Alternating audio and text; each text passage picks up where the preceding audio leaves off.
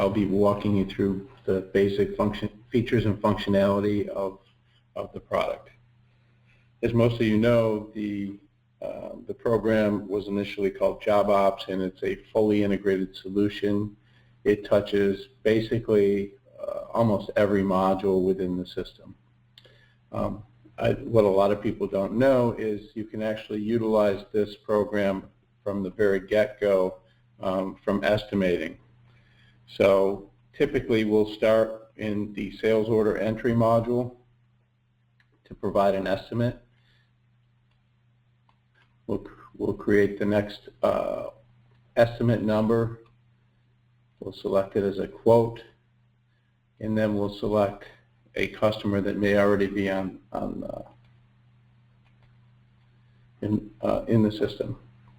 So work ticket classes, give me a minute to explain what work ticket classes are. Work ticket classes allows you to provide different types of quotes, different types of work, such as custom make to order, make to stock. You can actually set up installation work orders, etc. So you can see there's a bunch of different kinds of work ticket classes, and these drive an awful lot of functionality within the system, including general ledger postings. So if I select the custom make to order as an example, if I click on this, we'll drill into the actual custom make to order work ticket class, and you'll see that there's a bunch of different setups within the system. You can create you have different creation levels: line-based, sales order-based, item quantity, and they're each used for different functionality.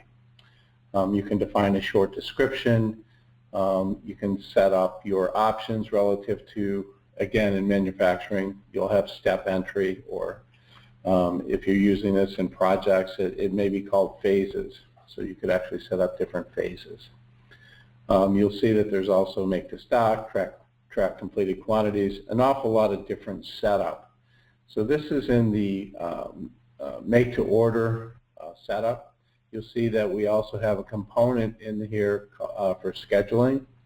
So this is currently set up to adjust promise dates on parts. So what happens is, if you use this work ticket class and you're creating an estimate, it will actually pop up and show you adjust your promise dates based on part availability or raw material availability. You can have different types of scheduling methods, finite, infinite, date-based, or technician-based. You can also define different scheduling groups, as you'll see shortly. And then, of course, you have a default activity code. Those familiar with work order, the activity code is kind of a combination of the work center operation code. You'll also see there's different invoicing options. I can do partial billing. I can do back flushing, which basically when we do the invoicing, it will back flush and release or issue all the parts out of inventory to the job or to the product. It's got a commission piece built in, and you'll also see that it has shipping data entry and with different options relative to this. And again, as a reminder, this is all specific to this work ticket class called custom make to order. So you'll also see the accounting function. So the accounting function allows you to have multiple settings within this particular work ticket class. So you could actually have multiple make to order work ticket classes with different settings. The cost of goods sold account settings. Segment substitution means that we can actually utilize the different segments based on your setups. Use your parent item account for parts. That basically tells you that we're going to use whatever item you're currently making. It'll look to your product line general ledger accounts. And again, I don't want to drill into this too much, but you also have labor and direct costs, which also could be segregated. You'll have WIP accounts. You can set up a variance account. You can define general ledger segment substitution accounts or definitions. You'll also have options. You'll see that we can, on some of these, you may want to bypass WIP. You can cost labor at standard, and actually any history postings could actually be posted to a variance account. You can have user-defined fields, which can be defined by strings, codes, numbers, dates, or simply yes, no. You can also set up your length, whether or not they're required on each of these different work tickets. You can define whether they're serialized, or if they're serialized, you have warranty that needs to be defined. And also, somewhat unique is we also have overhead allocation that can be assigned via work ticket class. So we can, for instance, payables, we can calculate overhead. We can have amounts or percents. The same holds true for parts, not just payables. So we can actually calculate overhead defaults. So you can have a unit rate or an amount also defined here. So that's what work ticket class is. That's an awful lot, but that's really the guts behind a lot of the postings and how the system works for this particular estimate. So by selecting this customer, it's all automatically pulled in all the demographics for the customer, the terms codes, the ship vias. There's some items that we didn't need in here. So those familiar with Sage 100, this looks very familiar with the exception of perhaps work ticket class. The address tab, we won't spend a lot of time on, and we'll go right to the lines tab. So the lines tab, you'll notice that there's a new field here with a WT, which stands for work ticket. So if we're going to make something, we're going to have to define that work ticket. We're going to have to define that we have to make that. So if I do a lookup, and you'll see that there's other items that are also defined here based on the introduction of Sage 100 manufacturing, so that now particular items such as CSIS 300 is a make to order. So we have a make to order, make to stock, buy to order, buy to stock, and subcontract options. So we'll just select this one particular item as a make to order. So now I'm going to check this box. I can change the description if I want. Again, this is typical Sage 100 processing. Let's say I only want to order one of these. It's going to pull up my pricing. So what you're going to notice as you enter through to the end, once I hit enter, it's going to ask me if I want to create a work ticket or a work order from an item template. So what has been predefined in here, which was set up previously with demo data, are templates. So we can actually utilize templates within the system that are already set up with steps and processes or activity codes, etc. So I'm going to follow through with this and say no, because if you notice, there are other options in estimating. So if you want to build this on the fly, I would select manual, and I could go through and put each of the different steps, the labor requirements, the material requirements, etc. Or I can go back into the template and look up any of the templates. So you notice I'm not limited to just the template that I had. Perhaps there's a little change or something a little different, so I could actually grab another template type if I wanted to. Or I can grab the one that's there. The other options are, I can actually, if I have this job already in process, I can actually click and copy into this work ticket setup an open work ticket. So that'll basically go in, I'll click on that, it'll show me all the jobs I currently have in process, and there's one for the same job. So I could actually copy this particular budget, materials, and labor requirements into this current estimate, which could be very beneficial, save a lot of time. Or I could actually go into a historic one because I made something like this similar, so I can do a lookup here and actually go and see that I made one previously. We'll grab this one because it's for a customer. And the benefit here is that if I made this, let's say 6 months ago, I can hit select. I have the option of going ahead and pulling the budget I had for all of the activity codes and the materials, or I can pull up what it actually cost me to make. it'll actually pull up the actual and pull that into my budget estimate for this particular part. So there's a lot of different options, a lot of time-saving factors, etc. So for this demo, I'm going to go ahead and just pull up the template that's already been established for this particular item and hit accept.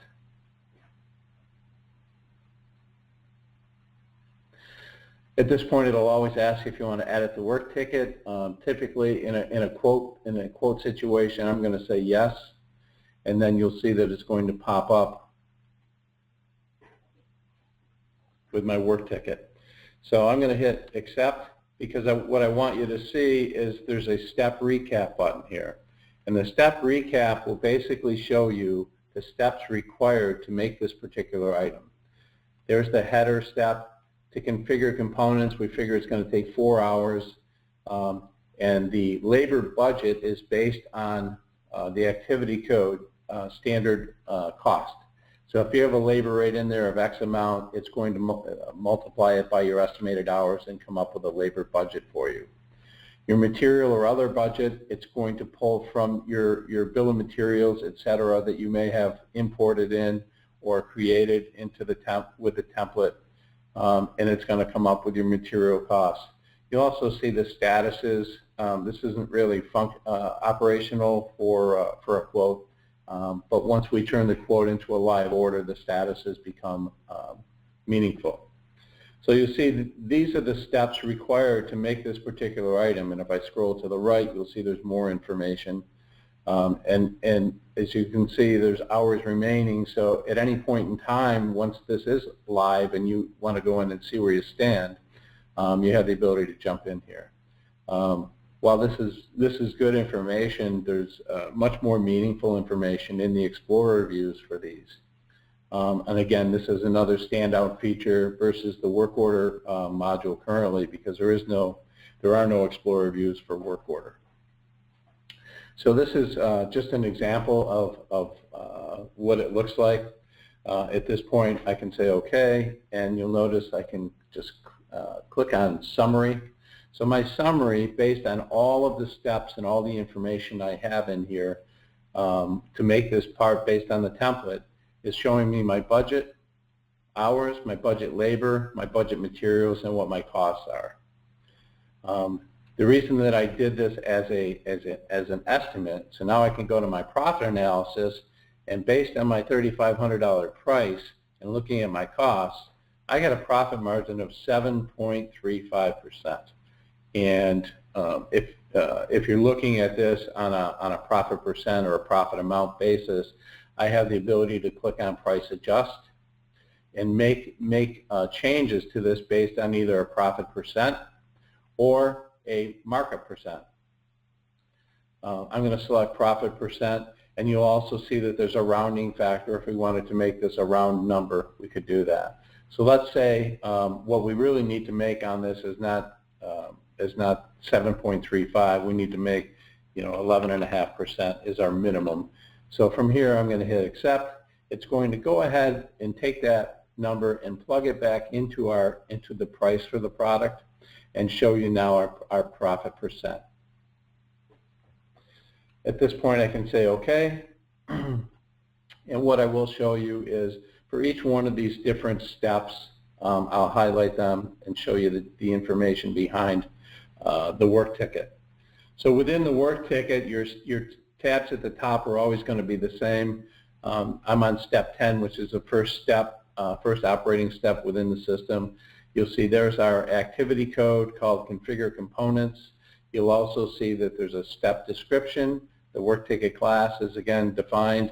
I can click on this little button here, and it's going to show you the instructions that were put into the template. So again, thinking about this, as you release this, if there's specific instructions for this one particular estimate and or job, you have the ability to define this or refine this, I should say. And we'll hit accept. You'll also notice that excuse me, there's other fields available here. So this perhaps we add a step, and it could be a change order, or we have while during the process it might be a rework, so we could actually add a rework step. You'll also notice that each of the steps, it could be you see that there's a purchase from. I have the ability to create a purchase order by step within the actual work ticket itself. You'll see that there's a date and time stamp here that it keeps track of, and here's our user-defined fields down here. Under parts entry, I'll open the parts entry, and these are the parts that have been defined in the template that we need to build this particular product. As you highlight each one of them, you're going to get all of the information down below relative to those particular parts, and their inventory status, and etc. So that's pretty much it. If I scroll across, you'll see labor. Labor won't mean anything to us because there's no time posted to it currently. For those that want to, once it's a live work order or work ticket, we can actually click on the cost detail, and it will actually show you, if you have the rights, where you stand cost-wise on each of these different steps. Again, I'm only at the first step. Again, if I jump right to status, again, you're going to see our timestamp information, summary for this particular step, not necessarily the whole job, but just this step. And so you have the ability to look at this. From here, once it turns, I'm in a quote mode, but once this is a live work ticket, I can actually go into scheduling. I can make some changes and recalculate my budget. I can look at the entire work ticket summary, or I can look at the whole sales order summary or quote. So this is only one line item within the sales order. You could have multiple line items manufactured and or just sold off the shelf in a sales order. And this would basically give us the entire order summary. Excuse me. Also, you'll see over on the side that we have the ability to include attachments, emails, or any other previous invoices that were done for this particular job. From here, I'm going to close out. And by default, it pops up and it'll show you the item that you're making, and you'll see that there's a work ticket checkbox. And then you can just peruse through the component items that you need to create this particular item, okay, all the way down to the shipping carton. This isn't really pertinent when you're sending out a quote, so you'll see that there's a little button up here that you can just click and it'll hide all the components for you. From here you can click on the print order and we can print a quote. But what I wanted to show you to get back in here, if you needed to, you'll see that there's a hammer and a wrench. So at any point in time you can go back into a sales order or a quote and click on the hammer and wrench and actually open up open up the work ticket and look at any of the steps within here. So we'll close that. So this is order number 1724. I'm going to go ahead and hit accept. So we're going to go ahead and print the order. Actually, I won't print it. I'll just preview it.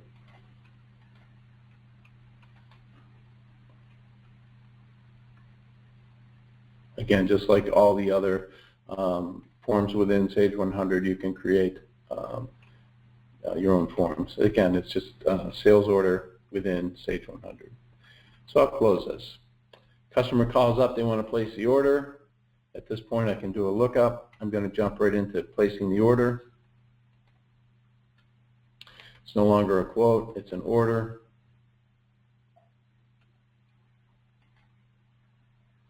And I can hit accept. Do I want to promote the quote to an order? Again, standard Sage 100 methodology. So I've just created the order. At this point, I've created the order, but I'm not 100% sure that I have all the components or all the materials that I need to make this particular order. So within the manufacturing main tab, you'll see that there's a link to what's called the component exception manager. This component exception manager is one of the most popular features within Sage 100. It is like a mini MRP. So I can click on the component exception manager. It'll prompt me to make sure that I know what the date is, or what my system date is. It then pulls up a board such as this. So I can plan by work ticket or by inventory item. So for the purpose of this demo, I'm going to select inventory item. You'll see that it also integrates with MRP. So if your customer or client is looking for MRP, we have the ability to integrate, and they can put their forecasts in, and this will take into consideration their forecasting. You'll also see I can assign a cutoff date. So how far ahead do I want to plan? And again, since I have demo data, I'm going to leave it wide open. I can also include lead times on particular items that I need to purchase from the suppliers. There are also filters that can be generated or that can be utilized in generating this temporary work file. So I can filter by item code, product line, warehouse, buyer, planner, etc. Again, with just demo data, it's important to leave it wide open, and I'm just going to hit generate, and what it comes up with is completed. Continue.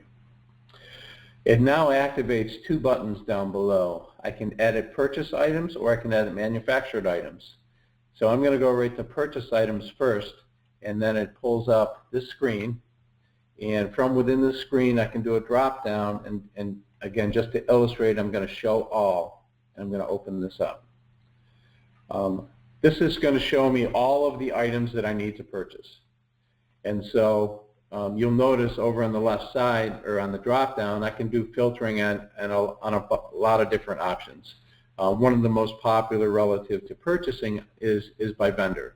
So if I wanted to just, instead of looking at all the things I need to buy, let's say by vendor, so now you'll see I have a short list of vendors that I have part requirements for.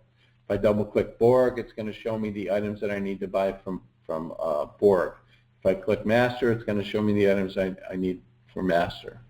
So I'm going to go back to show all, because one of the things that I'd like to show you is that these are the items you need to buy. These are your current primary vendors associated with those items.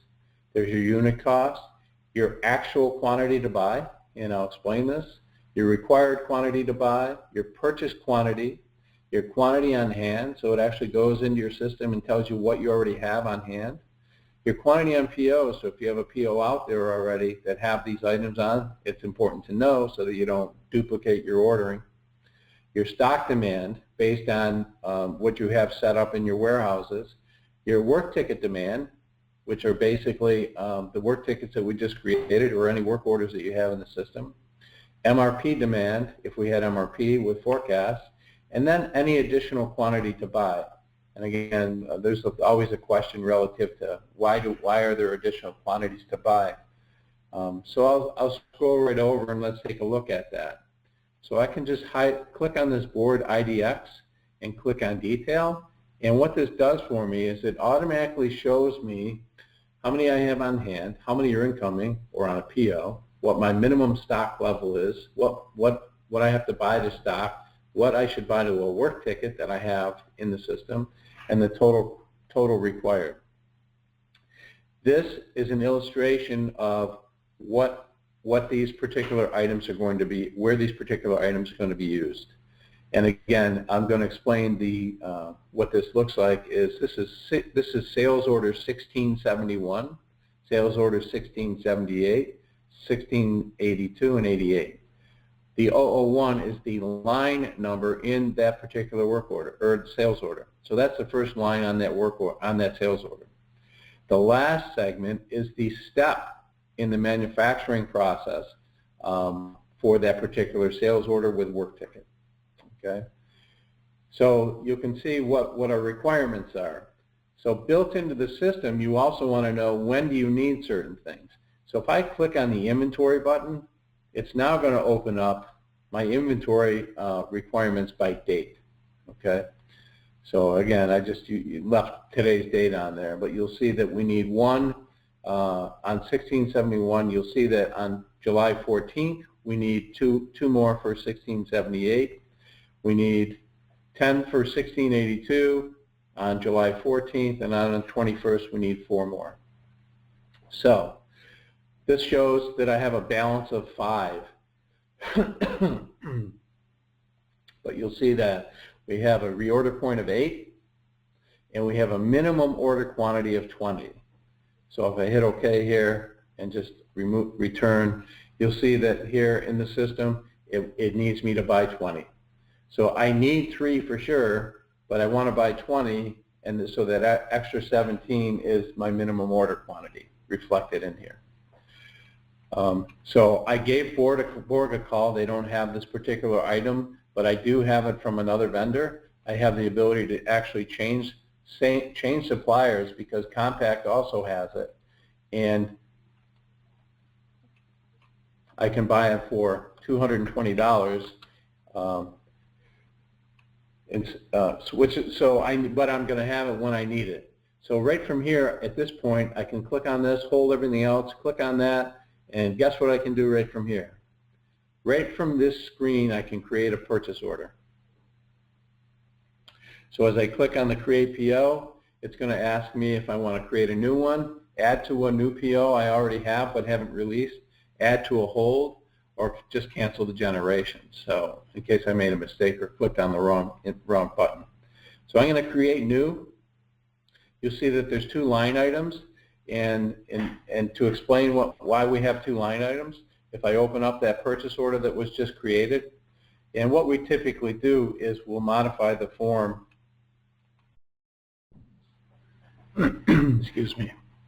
So what we typically do is we'll modify the purchase order form, and you'll see why I created this particular purchase order based on those component exception manager, and you'll see that it creates 2 line items on the actual purchase order, and you'll see that this item goes directly into that work ticket. In other words, it goes directly into work in process as it's received in, and these 19 are going to go into stock.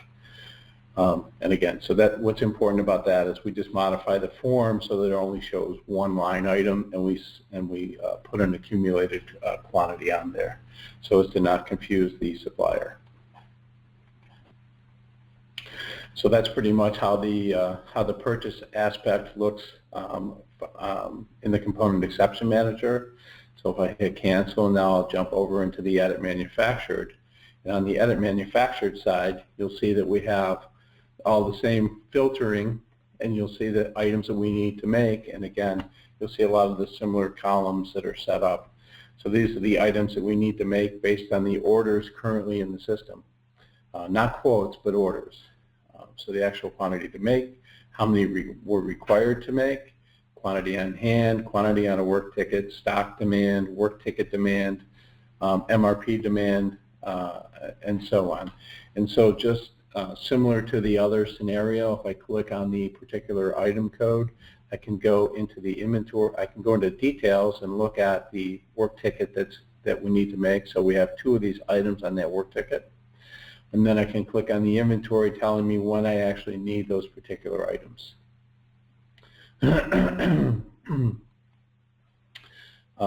And also, just like the purchase aspect, I can click on hold all these, and I just want to create a work ticket for these 2 parts, for these 2 of these CSYS 0100s. And so it's created that work ticket.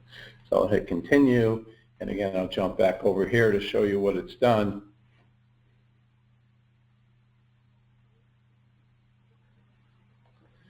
So what it's actually done is created a new work order, or a new sales order. I make the stock sales order because I need to put these into stock, and there's the 2 components. So it actually created it. It utilized this system to create from a template. So if I click on this, I'm also going to pull up and take a look at the template that was already set up for that particular part as well.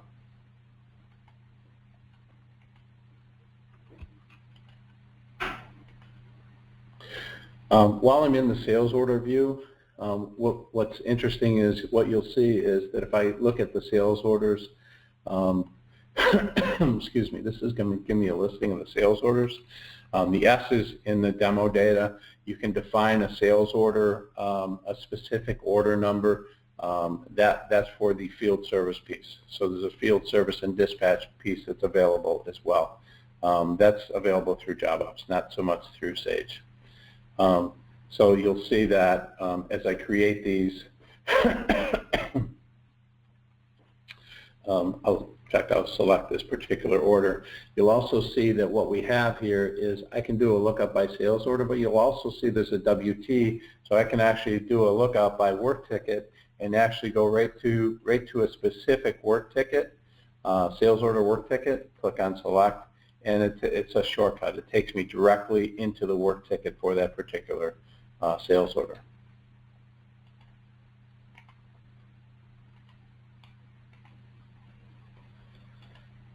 So very powerful, very easy to use. The setup takes a little bit setup.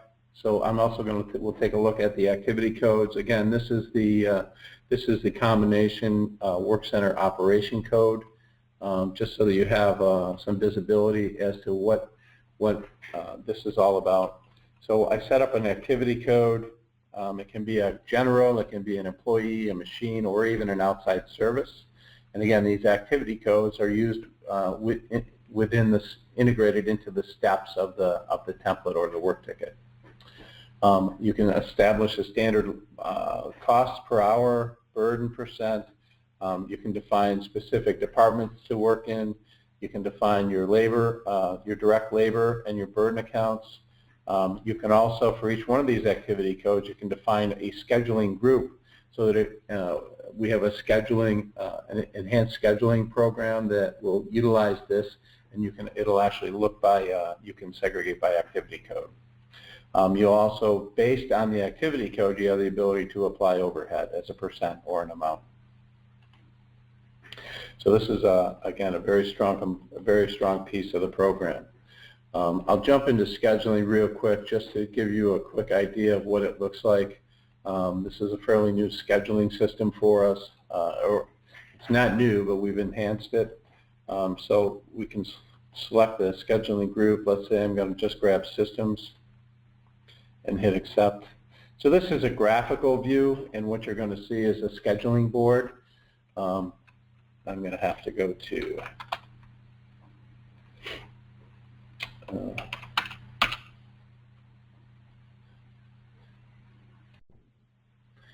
sorry, a little hiccup on the demo data. So I need to go to 07, 15, 16. I think is probably a good date. So this is what the scheduling board looks like. It is a drag and drop scheduling board, extremely powerful. You have the ability to drill into specific dates or drill into specific activity codes to see what's scheduled. You have options as to what's included in this view, so that you can see that you can have days forward and days back, and you can define what's going to be late, what's not going to be late, and some of the other components relative to color, etc. Again, just a very quick overview. Again, if I click on an item or highlight it, you'll see that it gives me the sales order, line item, and the activity code, or the work ticket step, and all the information is down below. You see my capacity hours, my schedule hours. You'll see a bunch of other hyperlinks here that we can set material exceptions. Material exceptions obviously will affect our scheduling board and whether or not we can meet specific deadlines. And again, you'll see like the magenta over border means that I have an exception. And so I can just right mouse on it. Once it finishes loading, I can right mouse on this and go to my exceptions, and it's actually going to pull up this screen that's going to show you what my exceptions are. I'm not going to have these particular parts when I need them. And so and from here you can take whatever actions are necessary to resolve this. I said this was a drag and drop, so for instance, let's say this install or nobody's going to be in on this day to do this activity. We can actually take this, and before we do that, let's create a what if. I'm going to create a what if. It's going to freeze everything in place, but let's say I wanted to push this out to Friday. So I can do a drag and drop and move this to Friday, and you'll see that there are multiple here, and it's adding to the Friday. So now when I click exit what if, it's going to ask me if I want to save the changes that I've made. I'm basically going to say no. So the two other things I'm going to drill into, I'm going to drill into a day, and I'm going to drill into an activity code for you. So if I drill into this, once the board refreshes, once I drill into the activity code, you'll see that it's going to pull up a listing of all of the work tickets that utilize that activity code and the dates that they're scheduled. And again, you'll see it's a similar view. It's going to give you all the information. So this is just that one particular activity code, OSIS. And I'll exit here. I'll also exit here. Again, I just wanted to give you a quick view on this, this particular feature. So in addition to the scheduling, we have Time Tracker. Time Tracker allows us to do the, and there's different views here I should cover with you. There's capacity planning views, there's hours scheduled, there's percent scheduled, etc. So those are all within the scheduling module within Sage 100 Manufacturing. I also have Time Tracker. Time Tracker allows people to put their time in. We can do direct time entry, or we can actually do, in this particular case, we can do multiple employee time entry. Direct time entry wasn't turned on for this particular demo. So you'll see the transaction date is defined by the system date. In this, as you have these different terminals out in the shop, people can actually scan a barcode in to pull up their employee number. At that point, they can also scan in, because what we typically do is we'll barcode either a traveler or a work ticket so that they can scan directly into the work ticket they're going to be working on and the step. So at this point, I'm going to scan in, and it's going to automatically record that I punched into this job at that point in time. When you're all done with your step, you'll see that we can put, end time, work performed, if the step's been complete or not. You'll also see that there's a parts usage. If you allow the employees to record the items instead of backflush, they can actually issue material to this work ticket from their time tracker entry. We also have an auto issue if they have. If they're allowed to use auto issue. And again, in this particular case, we're utilizing the backfill or backflush component, so that wouldn't be appropriate. The one last thing that I'll show you real quick, it integrates with bill of materials. We can pull bill of materials in, are the Explorer views. So what you don't get in work order, you can get in Explorer in the Sage 100 Manufacturing, because you have different views available to you. So as an example, I've highlighted this sales order in that work ticket, or that line item on the sales order, and you can see for that particular item, it's a CSIS 300.